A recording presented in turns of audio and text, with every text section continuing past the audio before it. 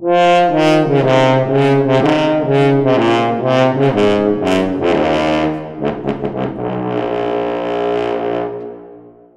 we're now moving over to the Wagner Tuba. Yoo! So just some basics. How does it work? What's different between the horn and the tuba? And any specialties about the construction? Yeah, so it's the Wagner Tuba. It's because Wagner wanted a new instrument which was a bridge between the trombones and the horns. He wanted like a sound in between, something like not as a brassy sound as the horns, but not as dark as the trombones. So he wanted to have somebody to build these. And since Wagner, we do have these instruments, and Wagner used them famously for his Ring. And then after that, Bruckner used it, and some other composers. But most importantly for us musicians, it's the Wagner and the Bruckner which we play the most. It's basically it's just like a horn. It's we use the same mouthpiece. It's the same size. The lead pipe is the same size. It just is. You can see it's like it builds up much bigger than a normal horn. Mhm. Like you can see the bellows gets fat. It's much wider. Faster. It gets more wider. Yeah. So it can produce this more dark, not as quarry sound as a normal horn. Right. Yeah, and it's like this bridge we can get to the trombones. And the fingerings, they work the same like a horn? Yeah, it's this. It's like any F horn. Right. Actually, that's an F tuba. Right. There's also a B tuba. In Germany we say B flat. Yeah. B flat. And there are some manufacturers who build also a double tuba, whereas B and the F side is like a double horn on one instrument. But that's an F tuba. Yeah. So because I play the F tuba. Right, because you're a low horn player. Yes, it's like built up like this. Yeah. And the difficulties are that the intonation is very tricky on this instrument because they were like when they used to build it, it was more a matter of sound and not like a matter of usability. So we like the most difficult thing to when you play tuba, it's mostly to get a good intonation in your group. And you have to just get to know your instrument and like listen to the others, because like with modern instruments we do have the luxury that the intonation on the instrument itself is really good. So if you just play the instrument, it mostly intonates very well, but with this instrument it's you have to take a lot of time just to get to know your instrument, how it works. Yeah. So by a modern instrument you mean like a horn, a normal French horn? A good developed modern French horn. Like due to its size and how it's built, it just can't intonate as good as a horn, for example. It's just like the natural scale is just always a bit off. So you just can't make it very good in intonation. So what you said about the French horn being very well developed, that would kind of sound like somebody could fix this. Yes, but maybe I don't know. I've never talked to a manufacturer. But I think it's the instrument also has its limits in like stuff like this. They got much better, of course, but it's still like far off in how precise the instruments are. But then otherwise you won't get this beautiful sound. So it's always like a mixture of what you want to get and what you're willing to do. Does that also mean that naturally you are very flexible in the intonation, so you could theoretically bend the note quite a lot? Yes. Okay. I can. Yeah, that would be great if you could demonstrate that a little bit. Normal C like as a concert pitch F.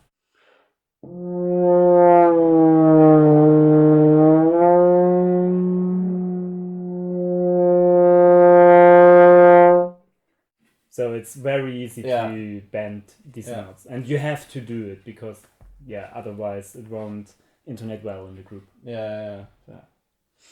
That's quite the adventure, I guess, playing Yes. this in a concert. Yeah, but it's also part of the fun. Yeah. Or the adrenaline. Yeah. Well, I guess it's good that you are usually doing it in a group then, Yes. because you're not alone. Yeah, it helps a lot. Yeah. And you can practice together and Yeah. yeah. So yeah, I mean, since we just touched on it, usually the Wagner Tuba is actually always used in a pack of 4 people, 2 higher ones in B flat and 2 lower ones in F. Yes. And you also told me once that on its own you think it doesn't really sound that well. Yes, I think because I think it's also the tradition, because we just got to know the Wagner Tuba as a choral instrument, if you want to call it like this. So if you hear the tubas, it's mostly with 3 or 4 hornists playing. So you just have this beautiful choral sound. So I think that's why we like it like this.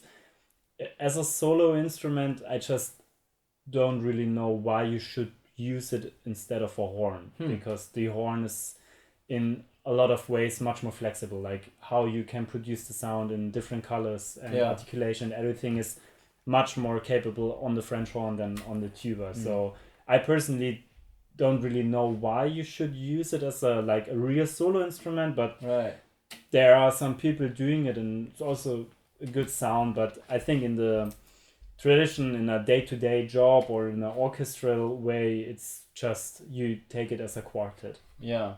No, it makes sense. I mean, if you write something more solistically, so a line that just moves more and is more agile, then it would be much better to play on a horn. And the instrument, as I said, it only exists for the sound. It doesn't really have a different purpose. Like, it sounds bad, but I just want to say that it's here for the beautiful sound, but not for anything else. For everything else, we use the French horn. Yeah. No, makes sense.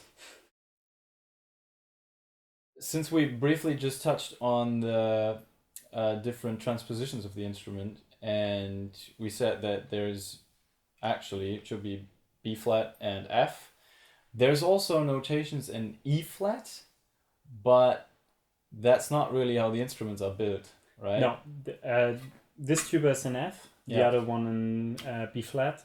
There was when Wagner was composing the Rheingold, he started to write everything in F, noted in F, what we are used to do as a hornist. So for us, it's the most relaxing way to read the scores.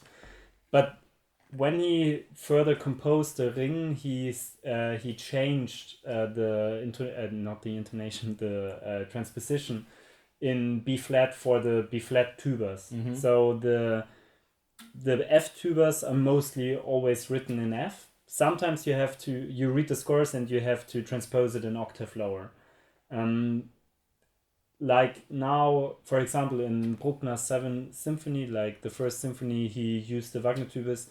There's in the Adagio, the Wagner tubas are also in B flat, but it's so difficult to read because there are so many accidentals. So most of the people tend to get the F transposed transcript. So yeah, the problem that you were now describing is if you play on an F instrument, but you have to read the B flat part.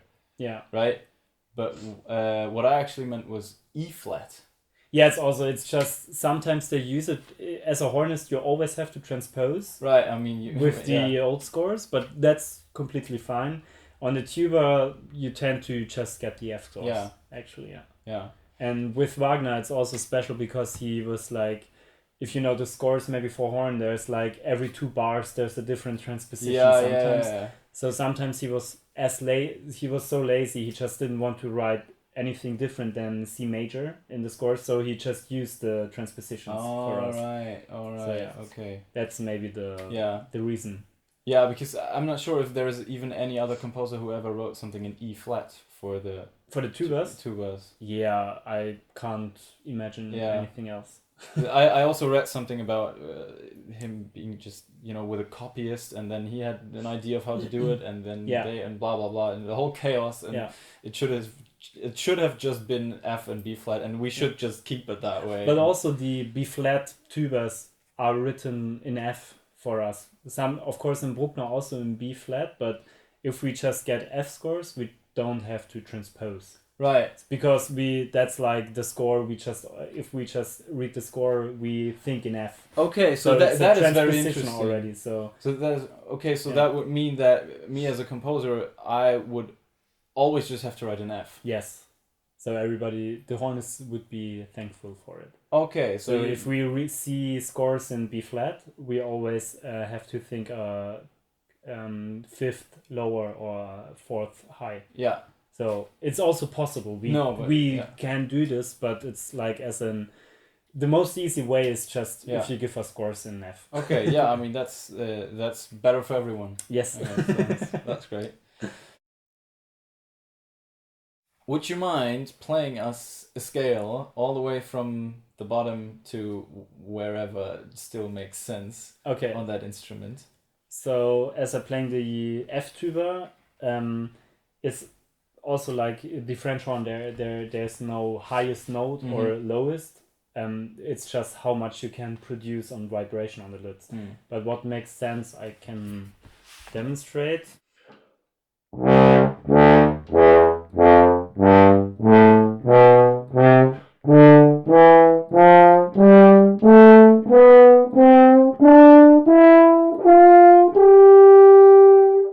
I would say like this. Yeah. It can go like in the higher register. I would say normally you don't play as high like this. Maybe like a terz, a third, a third lower. But there's some Bruckner symphonies and stuff where you play like this.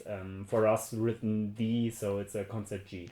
Right. And I started in the lower C, but for example, in Siegfried or in Bruckner's seventh, you have to play like also in B flat. Right. Lower. Yeah. So it's possible, and you can play it. It's just like a matter of how to use it. Yeah. So the pitch that you started on now, the lowest, was a C. That was a C. Yeah. Right. Yeah. That was written. No, for me it's a written G. Okay, but it's a sounding C. Yeah. All right. And that was C in a small octave. Yeah. Right. I guess. Octave transposition is always the worst. Especially because like Germans usually use the Helmholtz notation, and then other ones use the whatever, and then if you're a film composer you use MIDI, which is again a different. It's the worst. I'll put a little chart on the screen with the staves, and then you can see which pitch exactly it was. So we talked about that you usually have like 2 F tubas and 2 B flat tubas, or the other way around, like 2 B flat and F lower. Is there any reason why anyone would ever choose something else? Can you think of any? Well, you could choose something else, but this instrument doesn't exist. No, I mean like going for only 4 B flat instruments or. There was Stravinsky composing like the Sacre. He was only using 2 B flat tubas but it's so in a very short passage. It's like not really. Why did you make important. us bring the instrument? Yeah, actually yes. So if like it's always a matter like of sound, what the composer wants this sound like. So of course there will be always a reason to only use maybe 1 tuba or like 2 or 4 or 8. I don't know. I'm sure composers find a way how to use it, but like the more traditional thing we are used to is just 2 B flat and 2 F tubas. Yeah. But I think there are a lot of possibilities, of course. Yeah. But I don't know the answer, like how to use them. Yeah. Okay. Yeah. So you never had it in any other setup. You never played with 6 people or anything. No. Yeah. Just for fun, but not as a concert. Okay, but so what you did. I'm guessing. I mean, what could be bad about 8 of them? maybe if you are producing soundtracks, Right. of course, like they're using much more horns Yeah. that we are using in Yeah. concerts. The problem is though that these instruments seem to be quite expensive and quite hard to get, right? Yeah, actually, yes. I mean, since we're at it, that's a topic that we also people from Facebook asked about that because they've heard stories or they encountered it themselves that is even in recording sessions from really big productions that they had sometimes it happened they only had 3 instruments because they could get 4 but also other times when they had 4 instruments they were a very, let's say, random quality, so a few instruments which were really good and then maybe 2 of them which were like really bad. What can you say about that? Yeah, it's not easy, like, because these instruments they not getting built as much as like a French horn, for example, because there's much more demand. This instrument is from our orchestra. It's not my private one. Right. Like, I didn't buy it. I just allowed to use it. But, so I think, like, I can say in Germany, like most of the bigger orchestras, they have their own instruments, which they lend out, like a double bass, for example. Some people buy themselves an instrument for private use, but the best way to do it would be if you go with your horn group to a manufacturer and you choose 4 horns at the same time, 4 tubas, I'm sorry. Right. So you can really match the sound, like how you want to produce it. But that would mean that you find a builder who has 4 of them. Yeah. And that mostly apparently in Germany. Seems to be mostly in Germany. Right. Okay, so maybe German orchestras don't have such much of a hard time getting it than other. Yes, I think so. Yeah. Okay. And it's a once in a lifetime investment. Yeah. Like, this instrument was the person who had the job before me used it. I think it's from the 60s or 70s. Right. So of course it has a very long time also. Yeah. But yeah, it's hard to just get one. Yeah. And it's always hard to rent one because some orchestras just aren't allowed to give them away to different people. Right. So I'm the only one who's allowed to use this instrument. Okay, so even if you had a replacement player, but they wouldn't be allowed to play it. Yeah, so they have to get somehow the instrument. Yeah. But it's sometimes hard to find an instrument to play. Okay, that's interesting. So yeah, it sounds like if you want to record or if you want to write for Wagner Tubas, just come to Germany and it's much easier. Yeah, actually, yes. Yeah, you just you can ask orchestras in your city, like, or the musicians in the orchestra. Yeah. I think that's the most easy way to get information, where to get or how to get, or you just book the musician with the instrument. Yeah. Like, it's most common in Germany that, like, if some orchestra wants to play a Bruckner symphony and they need Wagner tubas, they book the musician with the instrument most of the time. Yeah. Right? So when I play, I don't know, in Cologne, I bring my own instrument with me. And then I'm guessing they probably also have to pay a fee to our orchestra for the renting the instrument? No. Okay. I would have expected that. Because I'm allowed to use it where I want. Yeah. Okay. That's why I don't have to pay a fee for this now. Yes. We just talked about it. These instruments are very expensive actually, and can be around 10,000 euros or even higher, you said. And we had one guy from Facebook actually asking if you knew anything about the Jinbao model, which is, I think you can get it for 850 euros. Yeah. But I guess you don't have experience with that. I personally never played on these instruments. I would love to try them out because if they're good, then why not? Why shouldn't you play this horn? It would be a perfect price for something which sounds good. The problems with French horns or tubas in general is just they're built very complicated. So it's not like a trumpet or a trombone, which is more easy to manufacture, Yeah. like to manufacture cheaply. Yeah. Not to say the quality is bad, it's just No, like no, no, yeah. it's just faster to build, because you can see it's just like there's so many tubes and bendings, it just takes Yeah. a lot of time to build something like this. So I could imagine that like very cheap horns have issues with the sound, and the most important thing about tuba is this distinctive sound. So I don't know how it sounds or how it handles, but if it's, of course, I would love to try it out, and if it's any good, sure, why not? Right. You don't have to pay the best instrument. No, I mean, if it sounds good, it is Yeah, good, right? yeah.